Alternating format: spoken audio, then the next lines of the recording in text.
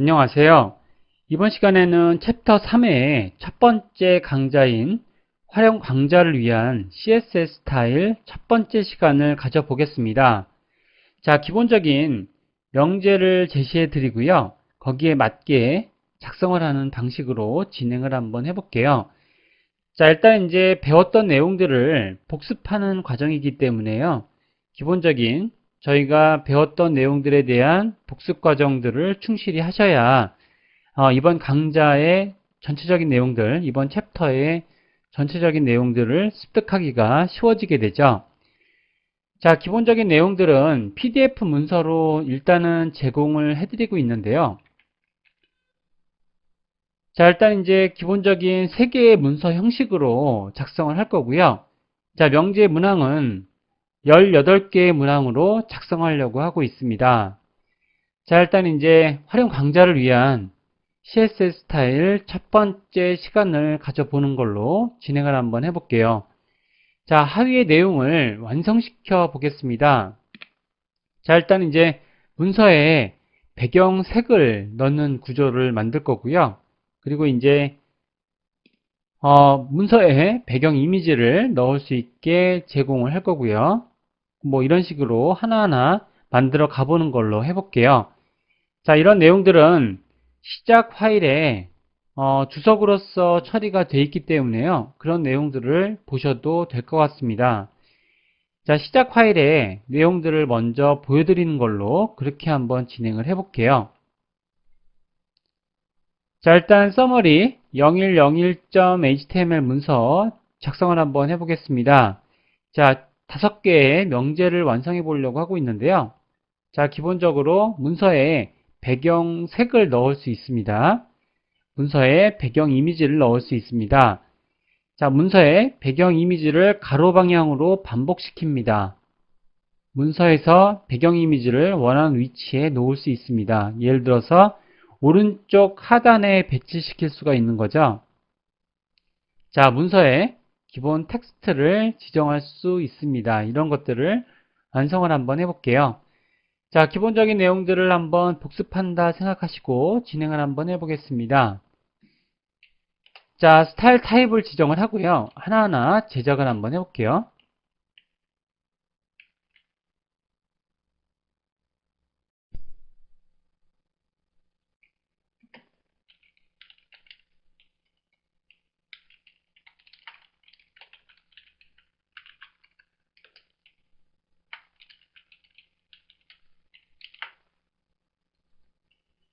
자, 일단 이제 문서에 현재의 배경색을 넣을 수가 있게 되는데요. 일단 이제 바디 문서에 작성을 한번 해볼게요. 자, 바디 영역에다가 백그라운드 속성으로 적용할 수가 있게 되는데, 뭐 예를 들어서 자, 백그라운드를 사용해 줘도 되고요. 백그라운드 컬러를 사용해서 지금처럼 F4, F4, F4 이렇게 해서 이제 적용을 할 수가 있고요. 자, 이렇게 한다라고 하면은 현재 문서를 확인해 보시면 자, 이제 파이어폭스로 지금 브라우저를 확인하면서 진행을 하고 있는데요. 지금처럼 이제 색상으로 적용되는 것들을 확인해 볼 수가 있게 됩니다. 자, 이런 방식 이외에도 확인을 한번 해보시면요. 뭐 이렇게 주석을 처리하면서 확인을 한번 해볼게요. 자, 백그라운드를 처리하는 방법들은 다양한 방법들이 있는데요. 예를 들어서 자, 이렇게 관용 색명을 사용해줘도 되고요. 관용 색명은 지금처럼 이렇게 해서 실버라고 하게 되면 뭐 이렇게 회색의 색상으로 바뀌게 되죠. 자, 브라우저로 보게 되면 이런 바탕색으로 바뀌게 되는 구조를 볼 수가 있게 되고요. 자, 그리고 만약의 경우에 이제 여기에다가 처리 방법들이 자, RGB 방법으로도 이렇게 처리가 되죠. 그래서 이제 RGB는 지금처럼 처리하시게 되면 RGB를 뭐 이렇게 25, 25, 25 처리하게 되면 그러면 이제 처리 방법이 해당하는 색상에 대한 정보들로 만들어지게 되죠. 그래서 이제 브라우저로 보시게 되면 이렇게 짙은 색상으로 처리가 될 거고요. 그 다음에 여기에다가 퍼센트 정보로도 이제 채워 넣을 수가 있죠. 그래서 이제 80% 그리고 20% 그 다음에 이제 20% 이렇게 해서 이제 퍼센트에 대한 정보들로 채워 넣을 수도 있다라는 거죠. 이렇게 채워 넣으시면 브라우저에서는 그걸 인식해서 지금처럼 퍼센트 단위로 처리되는 것들을 확인해 볼 수가 있죠. 자, 이런 식으로 지금 해당하는 내용들은 RGB 값으로도 채워 넣을 수가 있고요. 그리고 16진수의 코드명으로도 입력할 수가 있고, 그리고 이제 색상명으로도 처리할 수 있다는 것들을 확인해 보셨습니다. 자, 2번을 한번 적용을 해 볼게요. 자, 2번에 대한 내용들은, 자, 이번 내용은 문서에 배경 이미지를 넣을 수 있습니다 라는 것들을 처리할 수 있다는 거죠. 자, 2번을 한번 적용해 볼게요. 자, 2번에 대한 이미지는 백그라운드 이미지에 대한 속성으로 적용할 수 있게 되는데요. 그러면 백그라운드 이미지, 자, 이런 것들은 이제 URL로 확인을 하겠죠. 그래서 URL로 확인을 하시면, 자, 이미지스의 안쪽에 banner.gif, 자, 이렇게 처리하시면 배너에 대한 이미지 경로가 바탕 화면에 깔리게 되는 그런 구조를 가지게 되죠. 그래서 이제 화면을 확인해 보시면, 자, 배너 이미지가 깔리게 되는데요. 자, 이때 당시에 해당하는 이미지들이 지금처럼 이렇게 바탕 색상과 배경 이미지가 혼재되어 있을 때는 배경 이미지가 우선시 된다는 것들을 확인해 볼 수가 있고요. 그 다음에 이제 반복적인 효과들은 예를 들어서 백그라운드,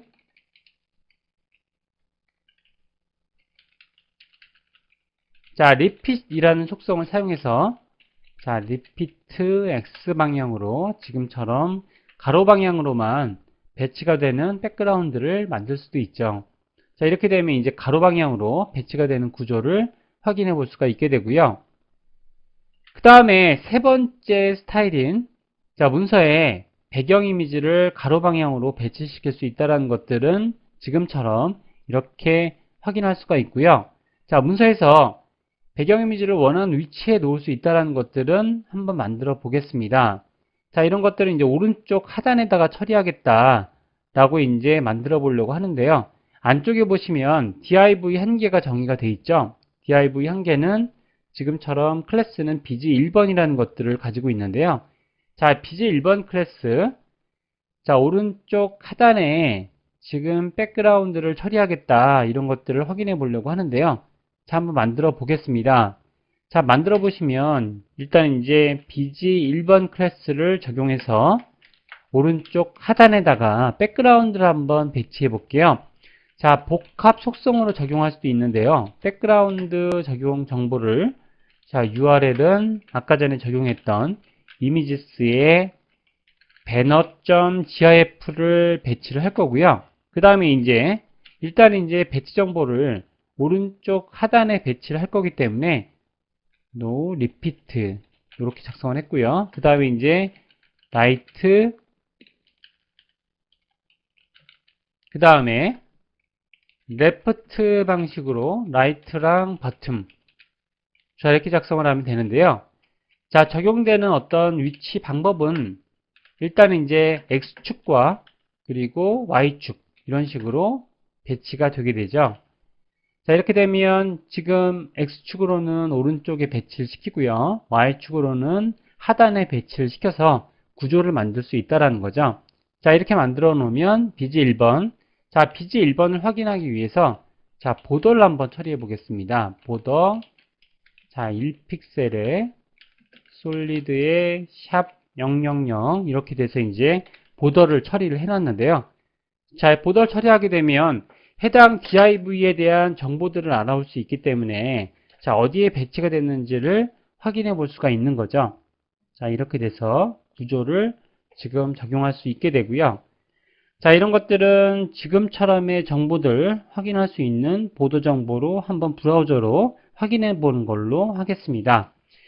자, 브라우저로 한번 확인해 보시면, 자, 브라우저로 확인해 보시면 지금처럼 이렇게 오른쪽 하단에 배치가 되어 있는 백그라운드를 확인해 볼 수가 있게 되는 거죠.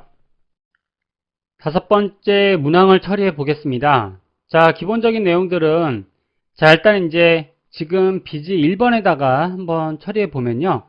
자, 바디에다 한번 처리해 볼까요? 바디 영역에다가, 처리를 한번 해보겠습니다. 그래서 이제 폰트 패밀리라는 구조로 이렇게 해서 이제 글꼴 정보를 지정할 수가 있게 되는데요. 자, 폰트 패밀리를 글꼴 정보에 대해서 자, 맑은 고딕 시켰다. 맑은 고딕으로 한글 글꼴을 지정을 시켰고요. 그 다음에 이제 한글이 지원되지 않는 그런 사파리 브라우저 같은 경우에는 얼라이얼 서체로 지정을 이렇게 시켰고요. 얼라이얼, 그 다음에 뭐 헬베티카 이런 식으로 지정을 시켰고요. 그 다음에 이제 산 셰리프. 자, 이렇게 돼서 지금 셰리프가 없는 그런 이제 고딕 형식의 글꼴 정보들을 만들어 놓을 수가 있고요. 자, 브라우저를 한번 보시면 스타트 폴더 안에 들어가 있는 summary 0101.html 문서를 열어보시면 지금처럼 이제 정보들이, 글꼴 정보들이 지정이 되어 있는 그런 브라우저를 보실 수가 있게 되죠. 자, 그 다음에 다음 내용들 한번 적용을 시켜 볼게요. 다음 내용들은 자, 문서에 기본 텍스트를 지정할 수 있게 되는데요. 아래쪽의 내용들은 6번 내용들을 쭉 이어서 진행을 하겠습니다. 자, 6번 내용들은 일단 이제 글꼴 정보들을 다 다르게 지정할 수 있게 되는데요. 자, 클래스로 보시면 txt 1번은 일단 이제 폰트 스타일을 이렇게 이탈릭으로 한번 가져가 봤죠. 이탈릭으로 가져봤고요. 그 다음에 이제 txt 2번은 자, 폰트 웨이트는 볼드하게 이렇게 가져가게 됐는데요. 자, 폰트 웨이트에 대해서는 저희가 전 챕터 시간에 많이 배우셨는데, 자, 1에서 그 다음에 뭐 800까지 있죠. 그래서 이제 크기에 대한 정보들은 지금 보시게 되면 이렇게 100에서 800까지 정보대로 이렇게 되어 있는데요. 브라우저에서는 잘 확인되지 않죠. 그러다 보니까 지금처럼 노멀이라든지 볼드 이런 것들은 이제 서체 지원이 없어도 적용이 될 수 있는 걸로 확인해 볼 수가 있게 되죠. 자, 두 가지만 일단 확인해 볼게요. 안쪽에 보시면 p 태그들로 이렇게 클래스화 되어 있는데요. 이런 내용들은 txt 1번, txt 2번 이렇게 해서 이제 지정해 놨죠. 자, 브라우저로 한번 보시면 지금처럼 이탈릭 기능과 볼드 처리된 글꼴들을 확인해 볼 수가 있게 되는 거죠. 자, 그 다음에 자, txt 3번에다가는 띄어쓰기를 한번 만들어 보겠습니다. 띄어쓰기를 한번 만들어 보면요.